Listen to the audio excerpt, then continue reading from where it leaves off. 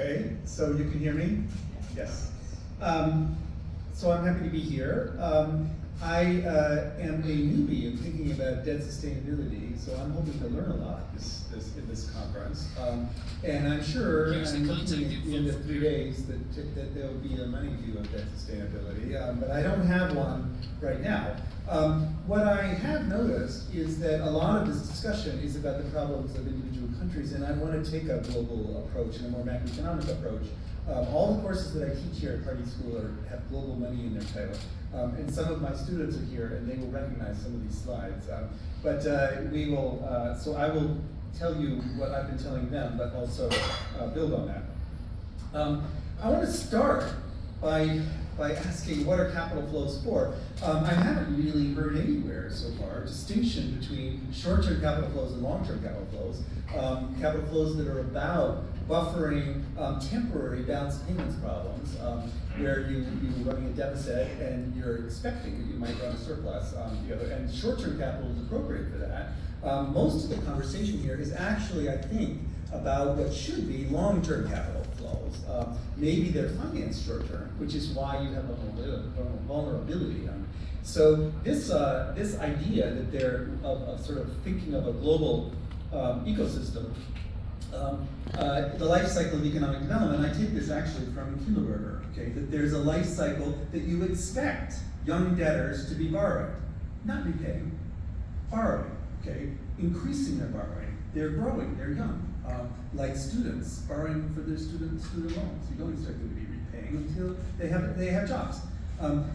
Mature debtors may be repaying, young creditors may be lending, mature creditors may be liquidating. The whole point is to understand the global debt structure as an ecosystem, and I'm showing here sources and uses of funds, that the accumulating countries are, and the liquidating countries and the repaying, and that's a general equilibrium problem, right? The people who are lending are lending to the borrowing countries and so forth. And so you're thinking of this as the capacity, not just of the countries to borrow, but the capacity of the countries to lend, and thinking about the system as a whole. I highlighted in red there international money. Balance of payments are from a money point of view, okay, the survival constraint of countries. You know, these are dollar payments, okay, that you're confronting. So that needs to be in the picture as well. That a lot of this borrowing is in dollars as well, and we're gonna come most of it actually, and so we're going to be coming to that. So starting with this idea, what are capital flows for? This is in a way a version of what Kevin was just saying. This is from the BIS. This is showing the relationship between the U.S. dollar credit to emerging market economies, probably different. It's a larger group than he was talking about, and against the U.S. dollar index. So you can see that a strong dollar, okay, means credit contraction, low credit to the global south. Okay, a weak dollar means credit expansion. So this is this boom time and bust time that Kevin was talking about. And these are data. You know, this isn't a theory. Okay, these are data about actual total credit flowing to the south based on the evolution of the dollar. What's going on here is the interaction from a theoretical point of view, interaction of two things. Okay, one is the kind of inherent instability of credit, boom bust. The market system does that on its own. Okay, plus on top of that, U.S. monetary policy, because U.S. monetary policy is global monetary policy. Okay, so those two things together are driving this dollar cycle and driving this credit cycle. It's not just, Mr. Powell, okay, who's doing this, okay? It is also the credit system. It's the inherent instability of the credit system. And he is trying to recover from 10 years of excessively low rates of interest that have caused all kinds of misallocations in the global north and everywhere. And he's taking the opportunity right now. And that does have spillovers, which we're seeing.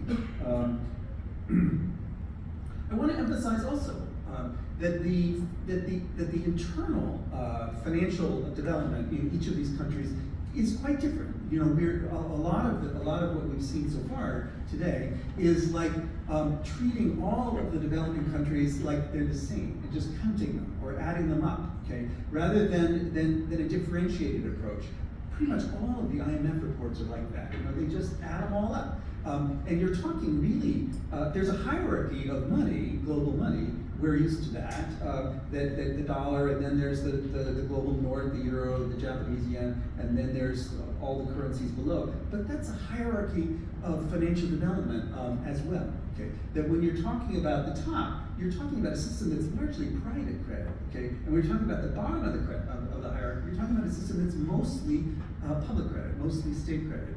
And countries are moving in this hierarchy. And particularly, as you're going to see, the countries that we're talking about in the global south are financially developing, and so they're moving up this hierarchy. And so the nature of the stress that they experience depends on the financial infrastructure of the country itself.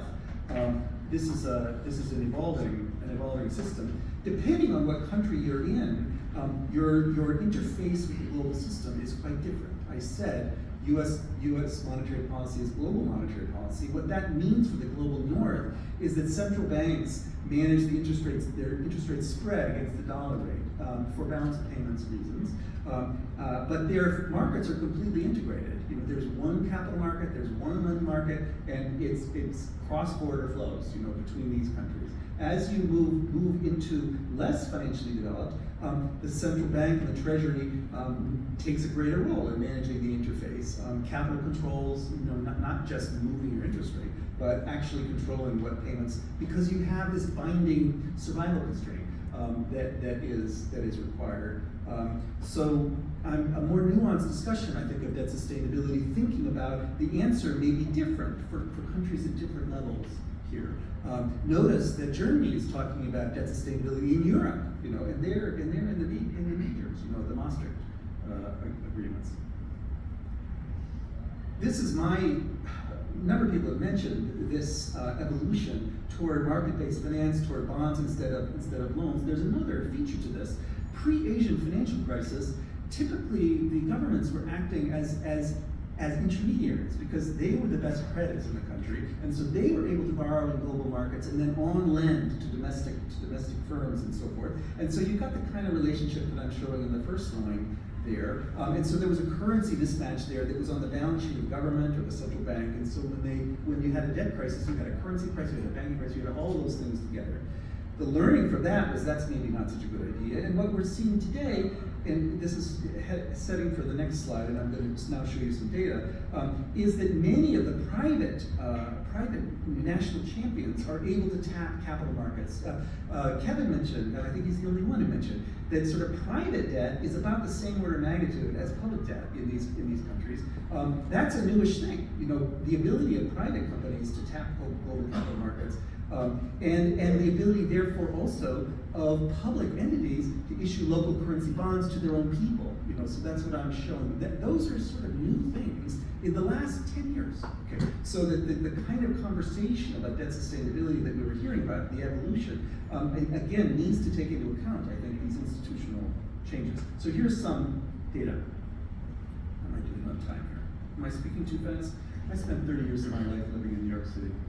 Okay, so I have to slow down. Okay, so here's some. This is one of my favorite charts. Okay, showing it's too small to see the heading there. U.S. dollar credit to selected non-bank borrowers, and this is. I'll read the countries: China, Korea, Malaysia, Brazil, Chile. Basically, every country in the global south has, after the global financial crisis, had a bonanza of borrowing in dollars, okay, in dollars. So that's this is from the BIS. Pretty much all this data will be from the BIS. We've heard a lot of data from the IMF, okay, and I'm a BIS guy. You're going to see the central bank guy. The other side of that, which hasn't been mentioned today, is emerging market economy lending in dollars, okay, lending in dollars. That's central bank accumulation of dollar balances. That's the big reserve buildup. And it's the same order of magnitude. So we want to think about gross flows, not just net flows here, and both sides of the balance sheet, not just the debt, but the assets. And so here's my big picture. of what the world looks like at the moment, okay? What you're seeing here is that emerging market economies, this is the left-handmost box there, EME for emerging market economies, are tapping global capital markets sort of for the first time, okay? Who's holding that stuff? How's that being funded? Here's the story, okay? If you follow, this is again from Aldisor and Ehlers and the BIS. During the global financial crisis, it was about a shadow banking system between the United States and Europe. Okay, it was a round trip. Okay, here we're seeing completely offshore kind of capital market, money market funding of capital market lending, where the long-term borrowing from the emerging markets is being accumulated, let's say, by insurance companies in Japan, which are funding it with term funding to the extent that they can. They're trying to square up their foreign exchange exposure with FX swaps, foreign exchange swaps. And the term lending, some of that's coming from Europe, which is trying to square up their book with 3-month FX swaps. And so those short-term dollar deposits in France could be, in fact, the assets of the central banks in the emerging markets. So there's a kind of round trip happening. As I said, the global financial crisis was a round trip between the United States and Europe. Here's an offshore round trip. And I'm showing the money market mutual funds doing term funding and the FX dealers, private foreign exchange dealers, doing the hedging of foreign exchange here. This is important, you're going to see why.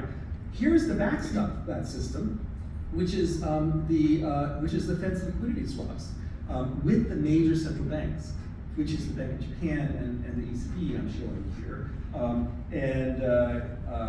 The way I show FX swaps is sort of on balance sheet as a swap of liabilities. That's in red. That's not how it would show up on the actual balance sheet, but economically speaking, that's what it is. And that's the backstop for this private foreign exchange swap business. Here's the dynamics of global shadow banking. You can see the global financial crisis there, the largest spike down. These are deviations from covered interest parity, which is supposed to hold all the time, but it does not hold all the time, and it's because these FX swaps are solving this problem of global dollar funding. And you can see the euro crisis there, and in the right you can see the COVID crisis, where the Fed announced that it's going to extend its liquidity swaps, and it's going to have them only 25 basis points away from covered interest parity, and immediately the swap prices, close up there. So this is the response to COVID in the North, okay? And it worked. Many people in the North don't know there was a financial crisis in COVID, okay? It happened so quickly that they activated it so quickly, you don't know it. Here's what happened in the global South, and this is maybe what I want to draw attention to. So there's this outstanding debt that we talked about, and the central banks in COVID did something that they've never really done before. This cycle of depreciation, and losing control of your balance sheet, they lowered their interest rates. That's what in red on the right, the average policy rate, and they bought their local bonds using the central bank balance sheet, but creating money to buy local bonds as foreign investors were fleeing. Okay, and it worked. It worked. It didn't continue to devalue. The exchange rate did not destabilize. It worked. Why did it work? It worked. One reason is because external investors realized this is a COVID shock. This isn't because you're being irresponsible. It's a COVID shock, okay? And number two, because the center was stabilized by the liquidity swaps of the North, so that they were not saying, I need to get my money out of the South, because the whole system's collapsing. The whole system this was a cooperative arrangement between the North and the South, both stabilizing, and so you didn't notice that the COVID shock was a shock. Here's my last slide. This is a picture of the lender of last resort as it exists today. This is a working paper from the GDP Center that I did, showing that in the United States, the Fed, as we know from the global financial crisis, is the backstop at all maturities, really. It will put mortgage-backed securities on its balance sheet if need be. The liquidity swaps means that it's backstopping the global north through these liquidity swaps, which gets out to the sort of term funding. And for the global south, there's the new FEMA repo facility, which is backstopping immediate payments. If you have a treasury bill, if you have something that you can sell it to the Fed. But the central banks in the global south, of course, have to support their own long-term capital markets. That's the idea. So this is just an attempt to kind of paint the picture of the global financial system as it exists today, which is the context for these discussions of debt sustainability